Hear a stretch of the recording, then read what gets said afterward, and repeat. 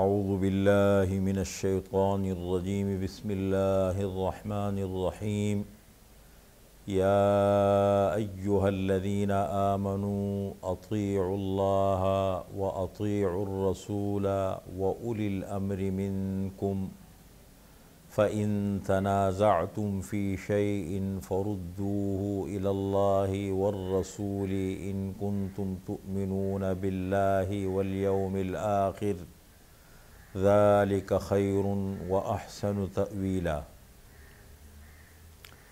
یا ایہا الذین آمنوا اے ایمان والو اطیعوا اللہ اطاعت کرو اللہ کی واطیعوا الرسول اور اطاعت کرو رسول کی وَأُولِي الْأَمْرِ مِنْكُمْ اور جو تم میں سے اولو الامر ہے ان کی اطاعت کرو فَإِن تَنَازَعْتُمْ فِي شَيْءٍ پس اگر تم جھگڑ کرو تم اختلاف کرو کسی چیز میں فَرُدُّوهُ إِلَى اللَّهِ وَالرَّسُولِ پس اس کو لوٹاؤ اللہ کی طرف اور رسول کی طرف ان کنتم تؤمنون باللہ والیوم الآخر اگر ہو تم ایمان رکھتے ہو اللہ پر اور آخرت کے دن پر ذالک خیر یہ تمہارے حق میں بہتر ہے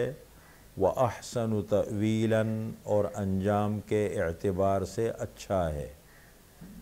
یہ خطاب نمبر 22 ہے، مجموعی تعداد، اور سورہ نساء کا یہ چوتھا نمبر ہے اور سورہ نساء کی آیت ہے 59۔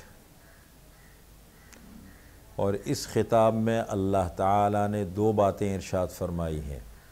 پہلی بات یہ ہے کہ اللہ کی، اللہ کے رسول کی اور اولو الامر کی اطاعت کرو۔ 3 درجے اللہ نے اطاعت کے ذکر کیے ہیں، ان کی اطاعت کرو۔ اور دوسری بات یہ ارشاد فرمائی کہ اگر کبھی کسی معاملے میں، کسی مسئلے میں تمہارا اختلاف ہو جائے، جھگڑا ہو جائے تو اس کا حل یہ ہے کہ اس مسئلے کو اللہ اور اللہ کے رسول کی طرف لے جاؤ۔ یہ دو باتیں اللہ نے ارشاد فرمائی ہے۔ دیکھیں، پہلی بات یہ ہے یا ایہا الذین آمنوا اطیعوا اللہ واطیعوا الرسول واولی الامر منکم، اطاعت کرو اللہ کی، رسول کی اور اولی الامر کی۔ 3 درجے اللہ نے اطاعت کے ذکر کیے ہیں۔ پہلا درجہ کیا ہے؟ اطیعوا اللہ، اللہ کی اطاعت کرو۔ یہ ہے اطاعت بالذات، اللہ کی اطاعت بالذات ہے، اس لیے کہ اللہ ہمارے خالق ہیں، اللہ ہمارے مالک ہیں، اللہ ہمارے رازق ہے، اللہ ہمارے محسن ہے، اللہ ہمارے مربی ہے اور ہم اس کی مخلوق ہے۔ تو اطاعت تو اللہ کی کرنی ہے اور اس کو اطاعت مطلقہ بالذات کہتے ہیں۔ دوسرا درجہ ہے وَأَطِيعُوا الرَّسُولَ اور اطاعت کرو رسول کی۔ رسول کی اطاعت بھی مطلق ہے لیکن بالذات نہیں، بالواسطہ ہے۔ رسول کی اطاعت ہم اس لیے کرتے ہیں کہ اللہ نے حکم دیا ہے، وہ اللہ کے رسول ہیں، اللہ کے پیغمبر ہیں اور اللہ کے نمائندے ہیں۔ مَن يُطِعِ الرَّسُولَ فَقَدْ أَطَاعَ اللَّهَ، جو رسول کی اطاعت کرے وہ در حقیقت اللہ کی اطاعت کرتا ہے۔ وَمَا أَرْسَلْنَا مِن رَّسُولٍ إِلَّا لِيُطَاعَ بِإِذْنِ اللَّهِ، پیغمبر کو ہم نے اس لیے بھیجا ہے تاکہ اللہ کے حکم سے لوگ اس کی اطاعت کرے اور اللہ تک پہنچتے، اس لیے کہ پیغمبر کے بغیر ہم اللہ تک نہیں پہنچ سکتے۔ پیغمبر مخلوق اور خالق کے درمیان ایک واسطہ ہے۔ اور تیسرا درجہ ہے وَأُولِي الْأَمْرِ مِنْكُمْ اور جو تم میں سے اولی الامر ہے ان کی اطاعت کرو۔ یہ اطاعت موقوف ہے اللہ اور اللہ کے رسول کی اطاعت کی شرط پر۔ جب تک اولو الامر اللہ اور اللہ کے رسول کے حکم کے مطابق تمہاری رہنمائی کرے تو ان کی اطاعت ہم پر لازم ہے۔ فرمایا علیکم السمع والطاعہ، تمہارے اوپر امیر کی بات سننا اور اس کی اطاعت کرنا لازم ہے، لیکن وَإِذَا أَمَرَ بِمَعْصِيَةٍ فَلَا سَمْعَ وَلَا طَاعَةَ، جب وہ معصیت کا حکم دے، اللہ کی نافرمانی کا، تو نہ ان کی بات سننی ہے اور نہ اس کی اطاعت لازم ہے۔ لا طاعت لمخلوق فی معصیت الخالق، جہاں اللہ کی نافرمانی ہوگی وہاں مخلوق کی بات نہیں ماننی ہے۔ اور فرمایا حاکم وقت کی اطاعت کب تک ہے؟ ما دام یقودکم بکتاب اللہ، جب تک اللہ کی کتاب کے مطابق تمہیں لے کے چلے وہ۔ تو یہ موقوف ہے کس چیز پر؟ اللہ اور اللہ کے رسول کی اطاعت کے شرط پر موقوف ہے۔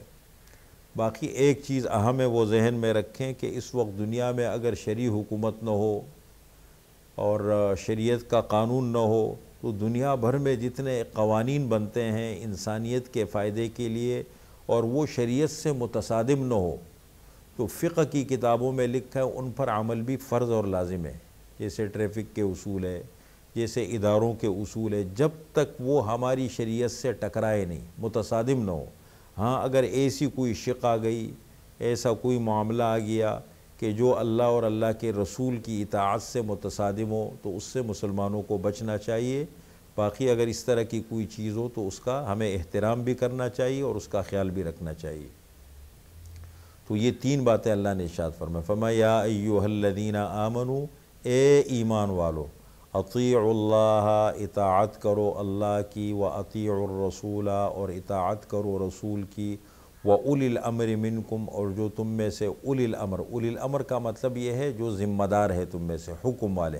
اس میں دو طبقے آتے ہیں، ایک ہے حاکم وقت اگر انتظامی امور ہو، اور اگر شرعی مسائل ہو تو علماء اور فقہا، یہ دو طبقے اس میں آتے ہیں، ایک ہے حکمران اور ایک ہے علماء اور فقہا۔ کوئی شرعی مسئلہ آ گیا، حلال حرام کا مسئلہ ہے، جائز ناجائز کا مسئلہ ہے، کوئی بھی دین کا معاملہ ہے تو ظاہر بات ہے اس کی رہنمائی جا کے ہم علماء سے لیں گے، اس لیے کہ علماء انبیاء کے وارث ہیں۔ انہی علماء کے پاس جائیں گے، فقہا کے پاس جائیں گے، مفتی حضرات کے پاس جائیں گے، ان سے پوچھیں گے اور جس طرح وہ ہماری رہنمائی کریں گے اس کے مطابق ہم چلیں گے۔ فَإِن تَنَازَعْتُمْ فِي شَيْءٍ، پس اگر تمہارا اختلاف ہو جائے، جھگڑا ہو جائے کسی چیز کے معاملے میں تو اس کا حل کیا ہے؟ فَرُدُّوهُ إِلَى اللَّهِ وَالرَّسُولِ، اسے لے جاؤ اللہ اور اللہ کے رسول کی طرف۔ إِن كُنتُمْ تُؤْمِنُونَ بِاللَّهِ وَالْيَوْمِ الْآخِرِ، اگر ہو تم ایمان رکھتے ہو اللہ پر اور آخرت کے دن پر۔ اس لیے کہ سب سے بنیادی چیز یہ دو باتیں ہیں، جب تک اللہ کی ذات پر یقین نہ ہو، اللہ کے ساتھ تعلق نہ ہو، اللہ پر ایمان نہ ہو، اور دوسری چیز یہ ہے کہ آخرت کا تصور نہ ہو۔ جب اللہ کی ذات پر یقین ہو اور آخرت کا تصور ہو، لوگ اپنے معاملات شریعت کی روشنی میں حل کریں گے۔